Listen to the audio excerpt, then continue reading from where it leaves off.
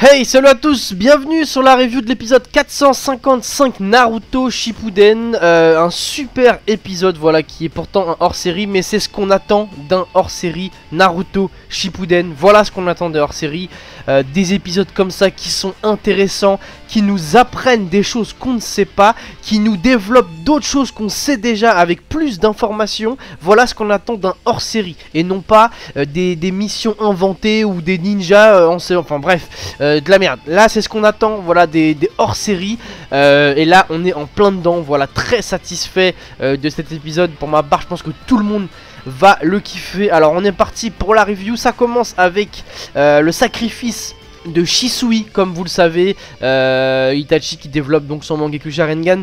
Dommage qu'on n'a pas vu vite fait Danzo qui lui vole son Sharingan à Shisui, on l'a pas vu dans cet épisode, mais bon, comme je l'ai dit, c'est un hors-série, on sait déjà un petit peu tout l'univers qu'il y a autour de cet épisode. Également pour les trois membres du clan Uchiha qui se font défoncer, là ça aussi on l'avait déjà vu il y a très longtemps, ils se font défoncer par Itachi vite fait bien fait. On voit Itachi vraiment dans la tourmente, ça faut le dire.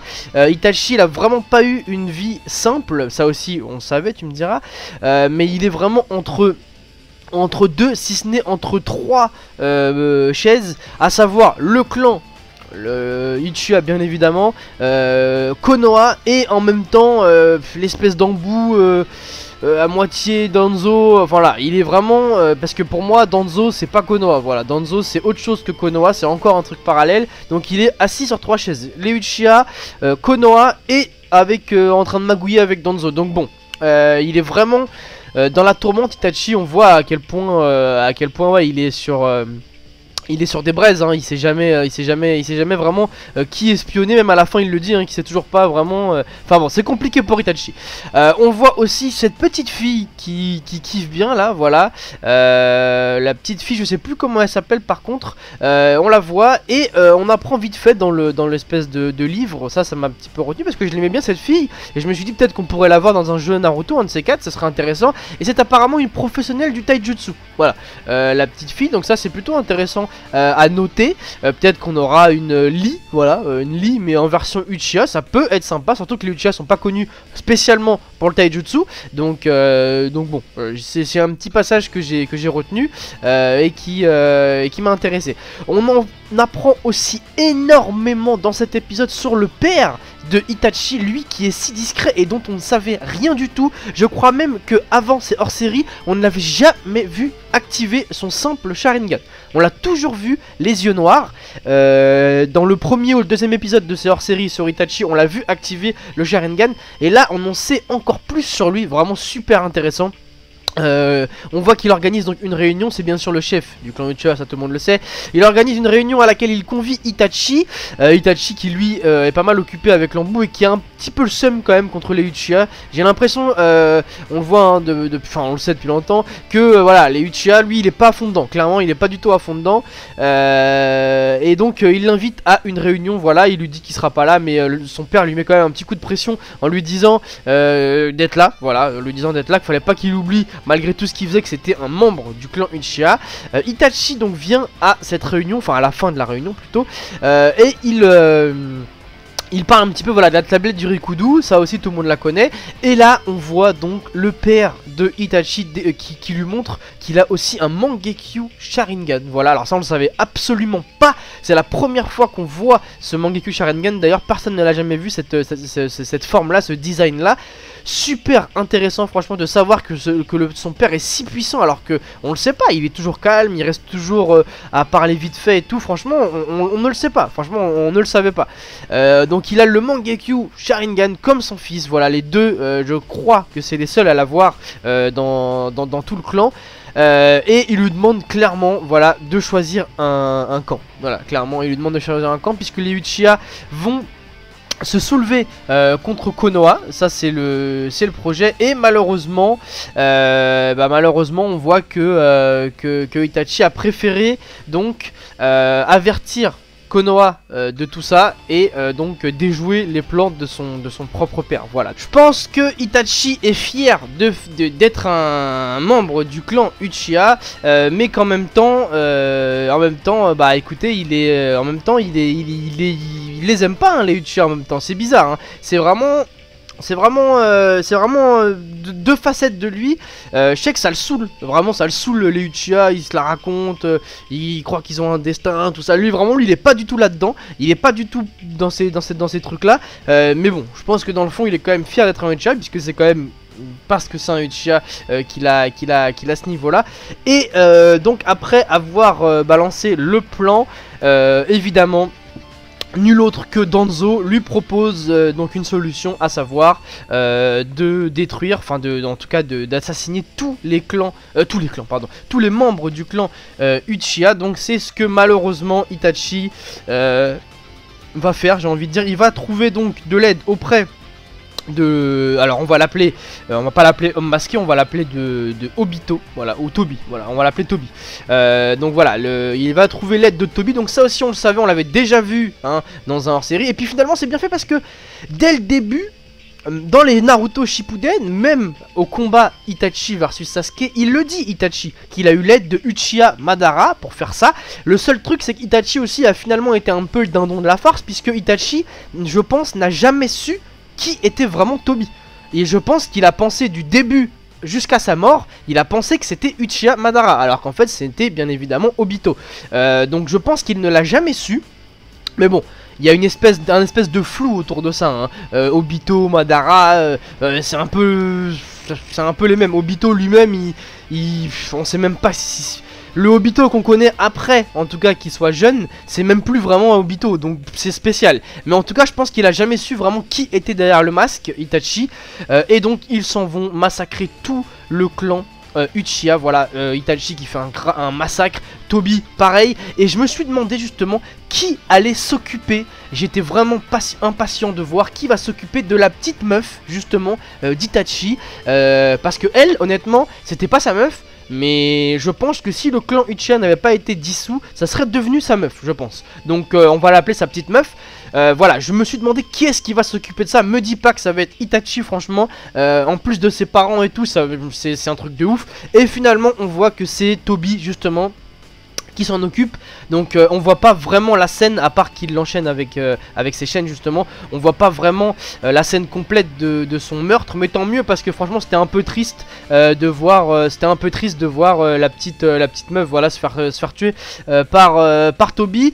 Néanmoins Toby extrêmement classe dans cette tenue, extrêmement classe. Nous voulons un DLC sur Naruto Storm 4 où on a un costume de l'homme masqué avec celui-ci. Franchement, on le veut. Il n'y a rien à rajouter, c'est le même masque. Il y a juste des cheveux à faire pousser et une tenue un petit peu noire, voilà.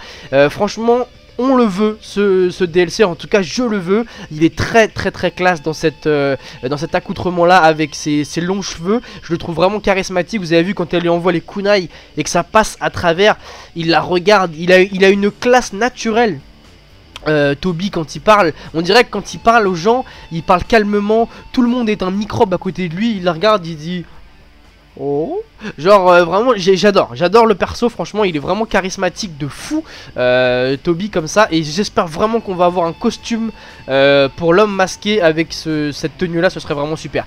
Donc c'est lui qui s'occupe en tout cas de cette petite meuf. Et Itachi a écoutez, le plus dur à faire, à savoir écoutez, tuer ses parents. Donc ses parents qui finalement se suicide, j'ai envie de dire. Alors le père d'Itachi, niveau dignité, level 99, hein, on n'a rien à dire là-dessus. Le mec se sacrifie. C'est comme un harakiri finalement, comme un suicide, sauf que il le laisse, voilà, des mains de son propre fils. Il veut même pas se battre avec lui, alors qu'il a vu, qu'il sait qu'il a tué tous les membres du clan et tout. Il veut même pas se battre. Il respecte tellement sa position et son choix. Voilà, pour lui j'ai l'impression que c'était un pari en fait pour le père d'Itachi. Soit il vient avec nous, on fait du sale, soit voilà, malheureusement il choisit l'autre clan. Et dans ce cas là, tant pis, j'abandonne. Voilà, c'était un peu ça. C'est ce qu'il fait. Donc Itachi écoutez, tue ses parents. Une scène assez quand même assez choquante, j'ai envie de dire. Alors au début de Naruto, au tout début on voit donc Itachi tuer ses parents, mais on voit pas vraiment la scène. Donc on pensait qu'il l'avait fait vraiment au KLM, tranquillou, sans peine. Après on avait vu la vraie scène où donc il pleurait, et là donc on l'a encore une fois, donc ils l'ont remis. La scène où on voit que pour lui c'est une décision vraiment quasiment insoutenable. Donc voilà, Itachi tue ses parents, scène vraiment assez hardcore. Bon, il va mettre quelques temps à s'en remettre quand même, et c'est normal. Quoi qu'il en soit, le boulot est terminé. L'homme masqué et enfin Tobi, excusez-moi, du coup Tobi et Itachi ont massacré, voilà, tout le clan Uchiha, ce qui envoie Itachi directement à la première page du Bingo Book en tant que ninja Nukenin, donc déserteur qui a tué tout son clan. Voilà, c'est le choix de vie d'Itachi, voilà, vivre dans la honte. C'est d'ailleurs ce que son père dit à un moment. J'ai trouvé la phrase magnifique, franchement. Contrairement à toi, notre souffrance ne va durer que quelques secondes. Vraiment magnifique. Le père d'Itachi, vraiment, niveau dignité, level 99, je le répète, vraiment impressionnant cette scène. Itachi donc est directement Nukenin et va rejoindre, donc vous le savez bien sûr, l'Akatsuki.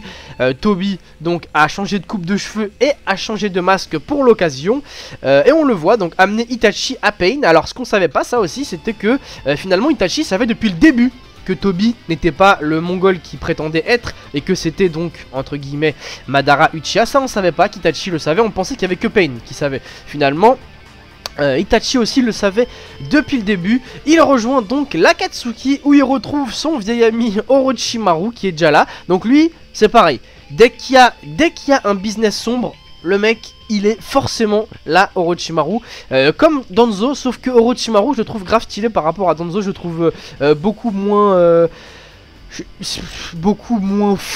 fourbe, hypocrite, je sais pas trop, mais en tout cas lui dès qu'il y a un bise sombre, bon le gars il est là, hein, ça faut le savoir. Il rejoint donc l'Akatsuki, on voit Pain, Conan et tout, magnifique. Et dans cet épisode justement on apprend même l'existence d'autres membres de l'Akatsuki qu'on ne connaissait pas. Voilà, magnifique, ce qu'on attendait hors série, des choses comme ça.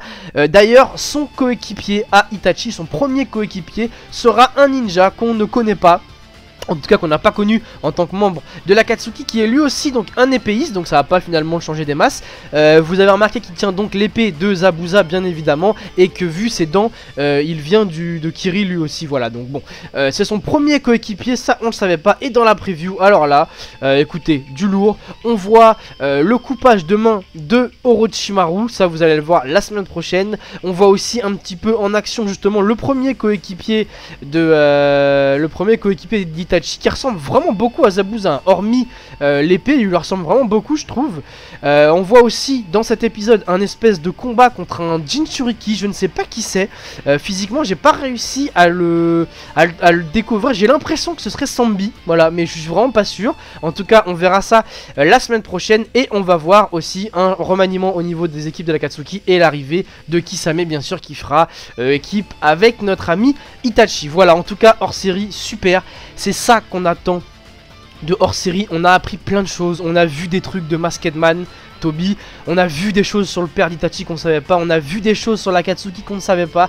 Voilà, il y a plein de scènes super inédites dans cet épisode, et c'est ça qu'on aime dans les hors-séries. Il nous faut tous les hors-séries Naruto de ce type de qualité. Voilà, en tout cas super épisode. N'hésitez pas à violer le bouton like de cette vidéo pour exprimer vous aussi comme vous avez kiffé cet épisode. Et dès jeudi prochain je serai devant mon PC pour voir la suite de l'épisode, donc rendez-vous vendredi pour la review de celui-ci. Je pense qu'il va être vraiment pas mal. Allez, bon week-end à tous, ciao.